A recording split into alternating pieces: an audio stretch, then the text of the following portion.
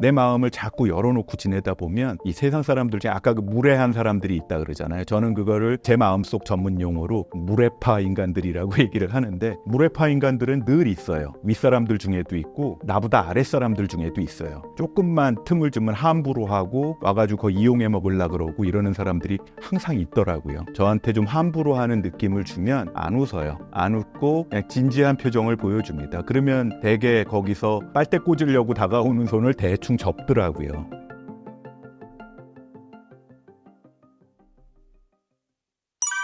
교수님, 남을 무시하는 사람들의 숨겨진 심리가 무엇인가요? 머리가 나쁜 거죠. 무례한 사람들은 기본적으로 내가 하는 말과 내가 하는 행동이 상대방한테 무슨 감정을 일으키는지를 모르는 경우가 굉장히 많아요.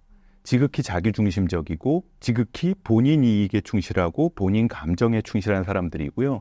그분들을 이제 가끔 상담이나 개인적인 대화를 나눠서 얘기를 들어보면 다들 억울해하세요.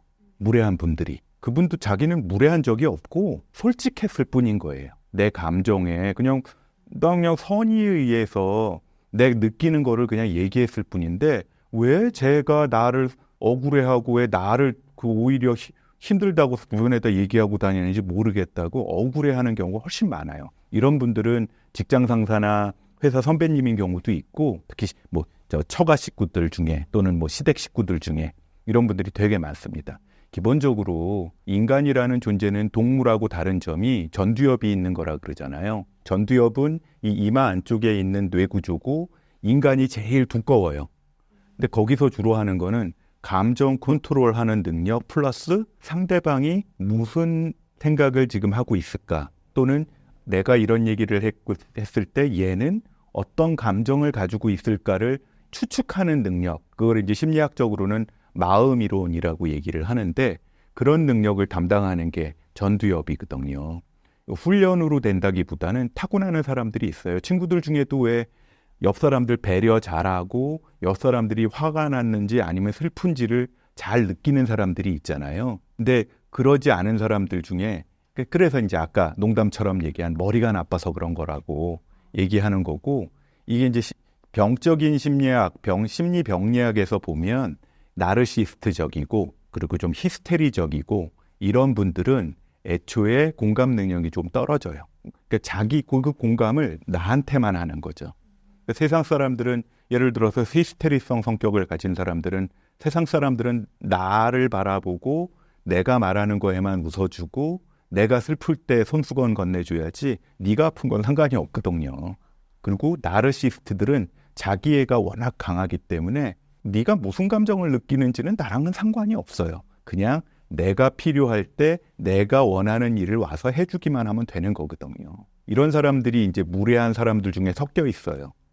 무례한 사람들 중에 섞여 있으니까 이걸 대부분의 사람들은 이제 그걸 당하면서 마음의 상처를 입고 이제 승질 좀 있는 사람들은 덤비죠. 덤비고 파이팅해서 그걸 이겨내거나 아니면 관계를 끊어내고 그냥 말 그대로 손절해버리고 떠나는 사람들이 많아서 그 무례한 종류의 사람들 중에는 그 히스테리나 이런 사람들은 또 되게 매력적인 경우가 많거든요. 특히 나르시스트 자기애적 성향이 강한 사람들도 날씬하고 잘생기고 멋있게 보이는 사람들 많아요. 얼뜻 보기엔. 그래서 이런 분들의 인간관계는 보면 새로운 사람들하고 잘 지내요. 초반에는. 그러다가 일정 기간이 되면 있던 사람 떠나가고 또 새로운 사람들하고 와서 좀 좋은 관계 지내다가 또 약간 안 좋게 헤어지고 이런 경우를 반복하는 경우를 많이 봅니다. 많은 사람들이 무례한 사람을 애초에 거르고 싶어 하는데 이런 사람을 거르는 방법이 있나요? 애초에 거르는 거는 쉽지가 않죠. 왜냐하면 우리가 세상을 살면서 만나는 사람들이 미스코리아 콘테스트 하듯이 우리가 쭉 보다가 얘랑 사귈래 그래가지고 사귀는 건 아니잖아요. 지금 이 회사에서도 또 와서 근무하면서 여러 사람 만나지만 그거 다 관상 보고서 이 회사에 조인하신 건 아니잖아요. 어쩌다 보니까 와가지고 만나는 사람들이 많으니까 성격은 다 다르고 태도도 다 다르지만 대부분 별일 없이 지내는 이유는 특히 미국 같은 개인주의가 발달한 사회에서는 내 속마음을 다 노출하지 않고 지내잖아요. 그리고 내가 원하는 거를 너한테 다 원하지를 않고 살기 때문에 와서 그냥 쉽게 말하면 한 60cm, 1m짜리 인간관계만 유지하고 사니까 내가 저 사람한테 감정적으로 착취당할 일이 없는 거예요. 와서 그냥 내가 할 일만 하고 가면 되니까. 이런 일이 있었어요. 제가 근무하는 직장에서 저보다도 나이 많은 분이 이제 최고의 직장 리더였는데 신입사원들하고 점심 도시락 미팅을 하는 거예요. 거기서 그런 얘기를 하시더라고요. 지난달에 입사한 직원한테 저기 누구누구 씨는 힘들 때 누구랑 얘기해요? 직장에서 스트레스 받을 때 누구랑 얘기해요? 그랬더니 그 신입 직원이 하는 얘기가 아주 담백한 얼굴로 직장에선 그런 얘기 안 하는데요. 라고 얘기를 하더라고요. 물론 나이 드신 분은 조금 뻘쭘하셨겠지만 사실은 그게 내 마음 깨지지 않게 잘 유지하고 직장 생활 사는 방법 중에 하나겠죠. 내 마음을 자꾸 열어놓고 지내다 보면 이 세상 사람들 중에 아까 그 무례한 사람들이 있다 그러잖아요. 저는 그거를 제 마음속 전문 용어로 무례파 인간들이라고 얘기를 하는데 무례파 인간들은 늘 있어요. 윗사람들 중에도 있고 나보다 아랫사람들 중에도 있어요. 조금만 틈을 주면 함부로 하고 와가지고 그거 이용해 먹으려고 그러고 이러는 사람들이 항상 있더라고요. 그런 사람들한테는 그냥 적절한 거리를 유지를 해주는 게 가장 중요한 거고 어차피 인간관계를 선별할 순 없죠. 젊은 직원들 같으면 내가 이 조직에서 막내에 가깝다라고 한다면 너무 웃어주지 마세요. 이게 중학교, 고등학교 때 다녔을 때 생각해보면 처음 만나는 애들 많으면 괜히 막 웃잖아요. 특히 막 자 오늘 새로 전학 온 친구 인사하세요. 그러면은 안녕하세요. 저는 누군데 어느 학교에 있다가 사실은 일진이었으면서 그런 너무 비실비실 웃으면 상대방이 얘는 조금 허술해 보이고 만만해 보이는구나 라고 하고 조금 더 그래 그러면 일단 가서 담배 한 갑 사와봐 라는 것부터 시작하죠. 그 사람이 내가 착취할 수 있는 사람인가를 테스트하는 거예요. 근데 애초에 그런 여지를 안 주면 그러니까 진지한 얼굴, 진지하고 내가 할 일은 내가 해내는 사람이다라는 이미지를 준다면 뭐 설사 그 무례파라고 해도 정말 머리 나쁜 무례파가 아니라면 나한테 함부로 못하죠. 교수님, 무례한 사람을 순식간에 제압하는 꿀팁은 무엇인가요? 그러니까 그게 자기 성격에 좀 달린 것 같아요. 제압하는 방법이. 저 같은 경우는 저는 속마음은 안 그런데 사람들이 저한테 친구들이나 이런 사람들이 안 웃으면 되게 무섭다 그러더라고요. 되게 얼굴이 좀 진지충에 가까운가 봐요. 그러다 보니까 저 같은 경우는 상대방이 윗사람인데 친한 척하면서 슬슬 반말해가면서 저한테 좀 함부로 하는 느낌을 주면 안 웃어요. 안 웃고 그냥 진지한 표정을 보여줍니다. 그러면 되게 거기서 대충 빨대 꽂으려고 다가오는 손을 대충 접더라고요. 더 젊었을 적에는 직장생활 초년병 시절에는 화내고 싸운 적도 있어요. 어떻게 그럴 수 있냐. 특히 남자들의 경우는 특히 이제 동양권, 특히 한국 사회에서는 직장생활 하고 나면 사실은 형 동생도 아니면서 소주 한잔 하면서 무슨 형이니 동생이니 그러고 있잖아요. 그 직장 나와가지고 서로 연락도 안 하면서 그러면서 함부로 하는 경향이 있는데 저도 그런 적이 있어요. 초년병 시절에 너무 과하다 싶은 윗사람한테 좀 그거는 좀 너무하다라고 좀 제 감정도 드러내 보이면서 항의도 하고 그랬던 적이 있는데 결국은 그게 그 관계에 도움이 안 되더라고요. 되게 그 관계도 깨지거니와 오히려 그렇게 화를 내서 그 관계를 쉽게 말하면 결국 그것도 내가 좀 주도권을 잡으려는 행동인 거거든요. 심리적으로. 그래봐야 결국은 다음 날 되면 윗사람한테 대든 놈이라는 것밖에 소문 안 나고 관계는 건강해지지 않더라고요.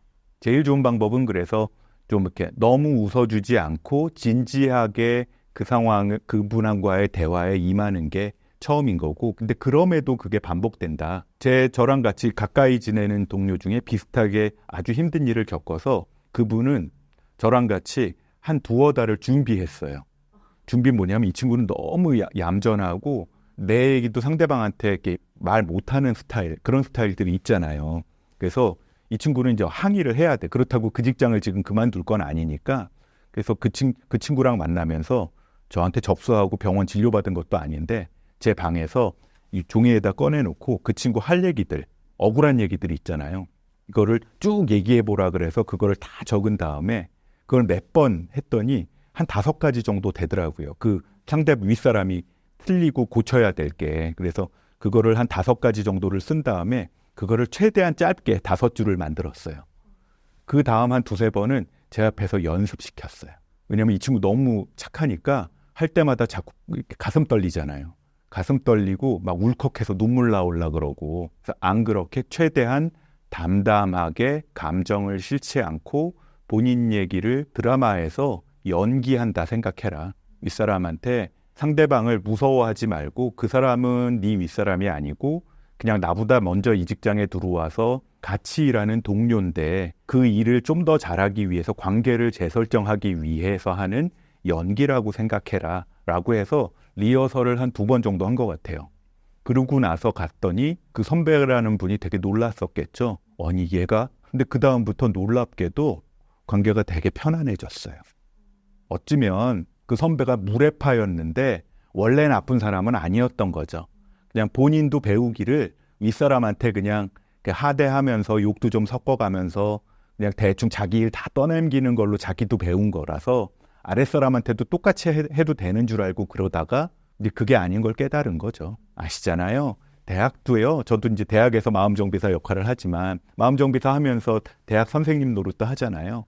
옛날에 제가 대학원 다니고 학생대 윗분들하고의 관계와 저하고 제 밑에 학생들하고의 관계는 180도 다르거든요. 전 학생 때, 학생 초년병 때 하던 일 지금도 그대로 하는데 뭐 내가 할 말을 화내지 않고 부드럽지만 단호하게 할 수 있을 정도로 적어놓고 연습을 하고 나서 그 사람과 얘기하는 게 그 다음 방법일 것 같아요. 인간관계 손절 기준은 어떻게 세우는 게 좋을까요?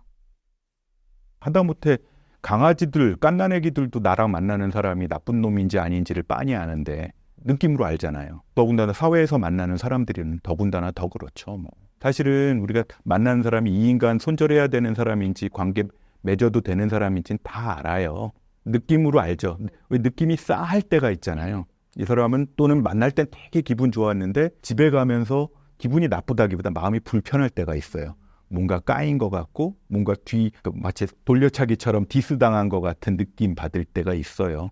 사실은 그런 게 손절의 기준인 거죠. 결국은 나한테 잘하는 것 같지만 나를 은근히 무시하거나 나를 이용해 먹으려는 거였을 가능성이 크죠.